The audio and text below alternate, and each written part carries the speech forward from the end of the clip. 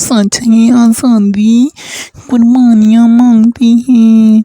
मुझे तो याद नहीं, मामू बताते हैं कि हम गुरदासपुर इंडिया से ताल्लुक़ रखते थे।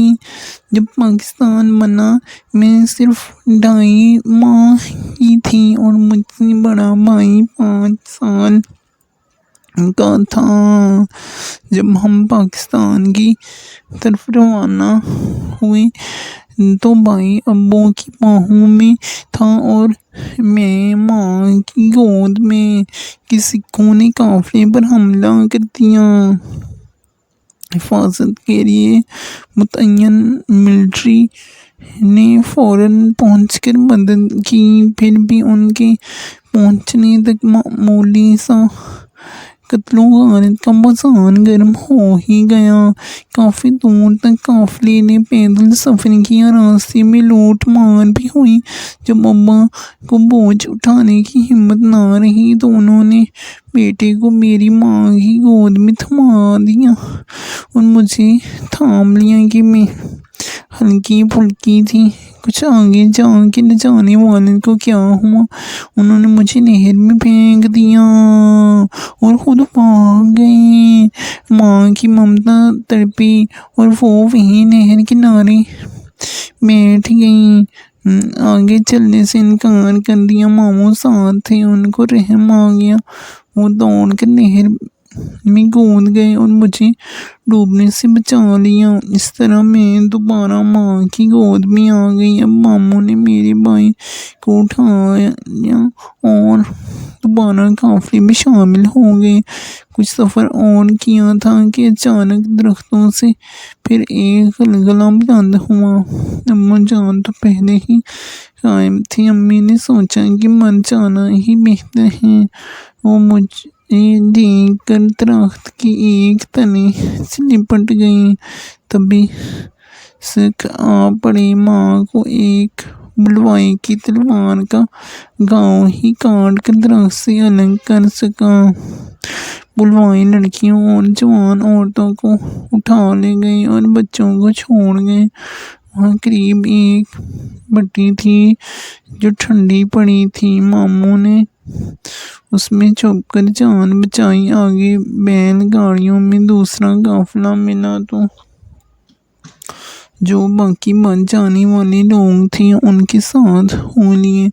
बैलगाड़ियों की सूरत में जब ये काफिला पाकिस्तान पहुंचा तो वहाँ हुकूमत की तरफ से उनको रिहाइश मिल गई। अब अब्बा जान की गुमशुदगी की परेशानी थी। चंद माह बाद पता चल गया कि वो एक काफिले से जा मिली थी और लायलपुर मुंतकिल हो गए थे। ये किस्सा मैं बचपन से सुनती चली आ रही थी। कुछ कोशिशों से फिर हमारा खानदान एक जगह इकट्ठा हो गया। अम्मा जान ने एक बेवा औरत से दोबारा शादी करके घर बसा लिया। शुरू में अम्मा की दूसरी बीवी ने हमें कुछ प्यार दिया, लेकिन थोड़े अरसे बाद ही अपना रंग दिखा दिया। ये औरत अम्मी का सारा सामान लेकर लायलपुर गई और हमारे माँ को भी साथ चलने पर मजबूर कर दिया। हम घर में अकेले रह गए। उन दिनों मेरे भाई की उम्र 12 साल थी और मेरी तकरीबन 6 वर्ष में घर में रहती और भैया एक इलेक्ट्रिक की दुकान पर काम सीखने चली जाती। हमारे घर के दीवार के दूसरी तरफ नानी अम्मा का मकान था। वो दिन मैं 2-3 बार आकर हमें देख जाती थी। हम बहन भाई रहते उसी मकान में थे जो अब्बा को करीम में मिला था। कुछ अरसे बाद मेरी सौतेली माँ को ख्याल आ गया कि मुफ्त की नौकरानी मिलती है, क्यों ना शौहर की बेटी को ले आऊँ। वो आकर मुझे अपने साथ ले गई और घर का सारा काम मेरी स्पुर्द कर दिया। मेरा स्कूल जाना बंद, बाहर निकलना बंद और मेरा निकाह भी अपने एक रिश्तेदार से करवा दिया। जब मुझे दुल्हन बनाया गया उस वक्त मैं 11 साल की थी। कुछ मालूम न था कि क्यों मुझे सजा रहे हैं। इसी दौरान भाई भी हमको छोड़कर चले गए। उन्हें मालूम था कि अगर वो कमाऊ ना हुए तो जुल्म शुरू हो जाएगा। तभी वो लाहौर जाकर भी मेरी खबर रखते थे। वक्त गुजरता गया। मेरे होने वाले शौहर मुझे देखने आते। लतीफ़ अच्छी शक्ल सूरत की थी। ये नमाज साहब की गैर मौजूदगी में सारा दिन छोटी अम्मी के पास घिसी रहती। अब्बा की अक्ल पर तो पत्थर पड़ गए थे। मैं सौतेली माँ को अब्बा की हिदायत के मुताबिक छोटी अम्मी कहती थी। लतीफ़ उनके चचा साहब थे। दोनों तकरीबन हम उम्र थी, जबकि मेरे वालिद अपनी दूसरी बीवी से 20 बरस बड़े थे। घर से लतीफ़ साहब सारा दिन छोटी अम्मी के पास रहते। मैं तो इधर उधर को घूमती रहती। मुझे नहीं मालूम उन दोनों में क्या गाढ़ी चलती थी। मोहल्ले की एक बुजुर्ग औरत मुझको कलाम मजीद पढ़ाने आती थी। जाने उसने क्या देखा कि एक रोज़ अम्मा को अपने घर ले गई। लतीफ़ के बारे कुछ बातें बताई, जिस पर उन्होंने बीवी को तलाक दे दी और मेरी भी तलाक लिखवा दी। फिर से लाहौर मेरी नानी के करीब वाले घर में आ गए, जहाँ भाई अकेला रहता था। यूँ हम फिर से वहाँ रहने लगे। 6 साल आराम से गुजर गए। तभी हमारी गली में एक मकान बराए फरोख्त हुआ। ये मकान एक अमीर आदमी ने खरीद लिया। वो पुराने घर को गिरा कर नया घर तामीर कराना चाहता था। उसका एक खूबसूरत बेटा था जो FA में पढ़ता था। वो पढ़ाई की खातिर अकेले ही इस मकान में आकर रहा करता था। खुदा को जाने क्या मंजूर था कि एक दिन उस लड़के ने मुझे खत लिख दिया, क्योंकि उसने मुझे दरवाजे से देख लिया था। खत अम्मा जान के हाथ लगा और मेरी शामत आ गई। नानी ने उस लड़के को बुलवाया और पूछा कि तुमने हमारी नवासी को खत क्यों लिखा है। मैं आपकी नवासी से शादी करूँगा अगर 2 साल की मोहलत दे दी ताकि अपनी तालीम मुकम्मल कर लूँ। नानी ये सुनकर खामोश हो गई। बात दब गई। 2 साल बाद मेरा एक रिश्ता आया तो नानी अम्मा ने उस लड़के को बुलाकर पूछा, अब तुम्हारा क्या इरादा है? 1 साल की और मोहलत दे दो, क्योंकि अभी मेरे वालिदैन मेरी शादी पर राज़ी नहीं हैं। तालीम मुकम्मल करके मुलाजमत हासिल कर लूँगा तो अपनी मर्ज़ी से शादी कर सकूँगा। नानी फिर खामोश हो गई। दरअसल उनको भी ये लड़का अच्छा लगा था। 6 माह बाद ही उसे नौकरी मिल गई। वो बहुत खुश हुआ और फ़ौरन नानी को खुशखबरी सुनाई। Family vacation packages. उस लड़के का नाम कासिम था। नानी ने कासिम को मेरे वालिद से मिलवाया। उन्होंने कहा, तुम एक अमीर बाप की बेटी हो। अगर तुम्हारे बाप तुम्हारी शादी पर राज़ी नहीं है तो 2 लाख हक महर लिखवाऊँगा, ताकि कल अगर तुम्हारे वालिद मुदाखलत करें तो मेरी बेटी को छोड़ना आसान ना रहे। बोलो, ये शर्त मंजूर है? उसने कहा, मंजूर है। आप अपनी दोहतर के साथ मेरा निकाह पढ़वा दीजिए। कासिम की तरह ज़्यादा ना थे। मुलाजमत के इब्तदाई दिन थे। वालिद ने सोचा कि आज नहीं तो कल तनख्वाह बढ़ जाएगी। लड़का तो अच्छा है। यूँ मेरा निकाह कासिम से उस मकान में हो गया जो मेरी ससुर ने खरीदा था। निकाह के बाद मैं दोबारा वालिद के घर आ गई। बदकिस्मती के 6 माह बाद अम्मा जान का इंतकाल हो गया। उन्हीं दिनों कासिम कराची चली गई وہاں انہوں نے بہتر ملازمت کی تلاش شروع کر دی۔ بہتر ملازمت تو نہ ملی، لیکن ان کے والد کو پتہ چل گیا کہ بیٹے نے شادی کر لی ہے۔ قاسم کو انہوں نے 2 لاکھ روپے دیے اور کہا کہ تم لڑکی کو حق مہر کی رقم ادا کر کے طلاق دے دو، ورنہ میں تمہیں 1 پائی نہ دوں گا اور جائیداد سے بھی آگ کر دوں گا۔ قاسم نوٹ بریف کیس میں ڈال کر میرے پاس آئے، کہنے لگے نویدہ یہ رقم تمہارے لیے کافی ہے، اس کے بدلے تمہیں میری جدائی اٹھانی پڑے گی۔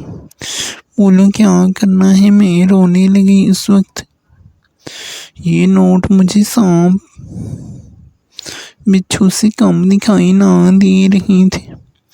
میں نے ان کی منت کی کہ قاسم خدا کے لیے ان کو واپس کر دیجیے۔ وہ مسکرائے اور کہنے لگے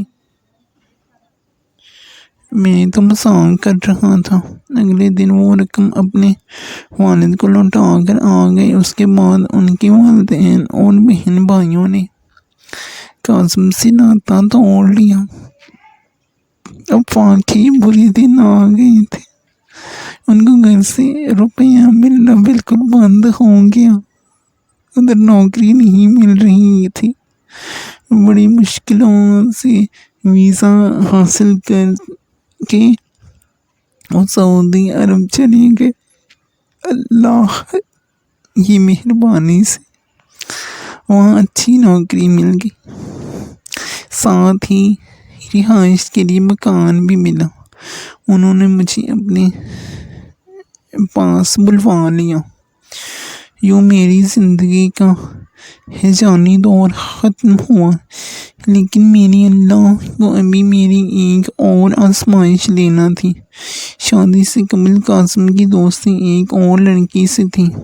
جب اس کے والدین کو پتہ چلا تو انہوں نے بیٹی پر پابندیاں لگا دیں اور توری محبت کا یہ فسانہ خود بخود چٹ گیا۔ مجھ سے شادی بھی شاید اس بات کا رد عمل تھا۔ جب میں سعودی عرب گئی تو دیکھا کہ کمپنی کی طرف سے ان کو بہت اچھا اور کشادہ گھر ملا ہوا ہے۔ انہوں نے اپنا ایک کمرہ آفس ورک کے لیے علیحدہ رکھا ہوا تھا، جہاں اکیلے بیٹھ کر فائلیں وغیرہ دیکھتے تھے۔ ایک روز مجھے اشتیاق ہوا کہ ان کا کمرہ دیکھوں، کیونکہ آفیسر تھے۔ کمرہ عمدہ تھا اور اس میں آسائش کی ہر شے موجود تھی۔ وہاں الماری میں میں نے ایک فائل دیکھی جو انہوں نے چھپا کر رکھی ہوئی تھی۔ میں نے اسے سرسری طور پر الٹ پلٹ کر دیکھا تو اس میں سے ایک تصویر کا نگیٹو گر پڑا۔ میں نے اٹھا کر اسی فائل میں رکھ دیا۔ ان کاغذات کو نہیں پڑھا کہ ان کے دفتری کاغذات ہوں گے۔ شام کو جب یہ گھر آئے اور فرصت سے چائے پینے بیٹھے تو میں نے ان کو بتایا کہ اس طرح ایک فائل میں نے اٹھائی تو اس میں کسی تصویر کا نگیٹو پڑا ہوا تھا۔ وہ کس کی تصویر کا ہے؟ بولے ایک لڑکی تھی مہر بانو، میرے ساتھ پڑھتی تھی، مجھے اچھی لگتی تھی، اس کو بھی مجھ سے پیار تھا، لیکن اس کے والدین کے علم میں یہ بات آ گئی تو والدین نے اس کو کالج سے ہٹا لیا اور آنے جانے پر بھی پابندیاں لگا دی۔ پھر میرا اس کے ساتھ رابطہ نہ رہا۔ مجھے مہر بانو کی ہو جانے کا بہت قلق تھا، یوں پریشان رہا کرتا تھا۔ تم کو دیکھا تو مجھے تم مہر بانو جیسی ہی نظر آئی، تبھی تم کو خط لکھ دیا۔ تمہاری نانی سے مجھے صبر و تحمل ملا اور میری تمہارے ساتھ شادی ہو گئی، لیکن میں مہر بانو کو ابھی تک نہیں بھلا سکا۔ جب اس کمرے میں تنہا بیٹھتا ہوں تو اس کے خط پڑھتا رہتا ہوں۔ کیا میں ان خطوں کو پڑھ سکتی ہوں؟ ہاں، کیوں نہیں، مجھے کوئی اعتراض نہیں، کاظم نے جواب دیا۔ اگلے روز جب وہ آفس چلے گئے تو میں نے ایک فائل کا مطالعہ کیا اور ٹھنڈے دل و دماغ سے اس لڑکی کا ایک خط پڑھا۔ دل پر اثر ہوا۔ وہ بہت دکھی لڑکی تھی۔ اس کو شوہر بہت برا ملا تھا جو شرابی اور زواری تھا۔ مہربانو اس کی تیسری بیوی تھی۔ اس کو تکلیف دیتا۔ بالآخر والدین نے بیٹی کی طلاق کرا دی۔ خطوط پڑھنے کے بعد میں نے شوہر سے کہا کہ جب ہم پاکستان جائیں گے تو آپ مجھے اس لڑکی سے ضرور ملانا۔ سال بعد کاظم کو چھٹی ملی تو ہم پاکستان آ گئے۔ میرے ماموں بیمار تھے، تبھی میں وطن آئی تھی۔ میں اس لڑکی سے ملنے بھی گئی لیکن اس نے مجھ سے ملنے سے انکار کر دیا۔ واللہ اگر وہ مل جاتی اور مجھے پسند آ جاتی تو میں اسے سوکن بنا کر لے آتی، ہم اکٹھے رہتے۔ اس کے 2 بچے ہیں، گھر میں چہل پہل ہوتی۔ یہ سب کچھ میں صرف اپنے جیون ساتھی کو خوش دیکھنے کے لیے کر رہی تھی۔ سوچا آگے جو منظور خدا ہوگا۔ میں نے کاظم سے کہا اب کیا کریں؟ میں تو تمہاری مدد کرنے کو تیار ہوں، وہی راضی نہیں۔ شاید خدا کو میری یہ قربانی منظور نہیں۔ وہ بولے میں نے اسے خط لکھا تھا جس میں تحریر کیا تھا کہ میری بیوی اگر مان گئی تو میں تم کو اپنا لوں گا۔ شاید اسی وجہ سے تو وہ تم سے ملنے سے گریزاں ہوئی ہے۔ مجھے یہ سن کر دکھ ہوا۔ میں یہی دعا کرتی تھی کہ یا اللہ تبارک و تعالی مہربانو خود سے میرے شوہر کا خیال چھوڑ دیں اور کاظم کو کوئی دلی تکلیف نہ ہو۔ انہیں جو بھی دکھ رہتا ہے اسے بھی دور کر دے۔ میری دعا رائے گاہ نہیں گئی۔ کچھ عرصہ بعد کاظم نے اس کا خیال بھلا دیا۔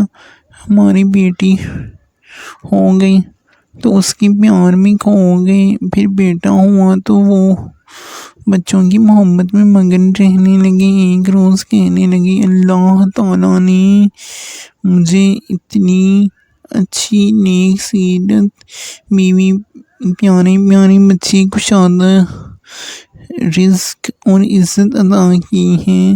یہ سب نعمتیں میرے پاس ہیں۔ مجھے تو اللہ تعالیٰ کی شکر گزاری سے سر نہ اٹھانا چاہیے اور اس کی رضا پر راضی ہو جانا چاہیے۔ اس کو مشیت ایزدی کہتے ہیں۔ اب مجھے مہربانوں کی یاد بھی نہیں آتی۔ تم ایسا کرو کہ اس کے سب خطوط جلا دو۔ میں نے ان کی ہدایت پر ایسا ہی کیا۔ آج میں اپنے شوہر کے ساتھ خود کو دنیا کی خوش نصیب ترین عورت سمجھتی ہوں۔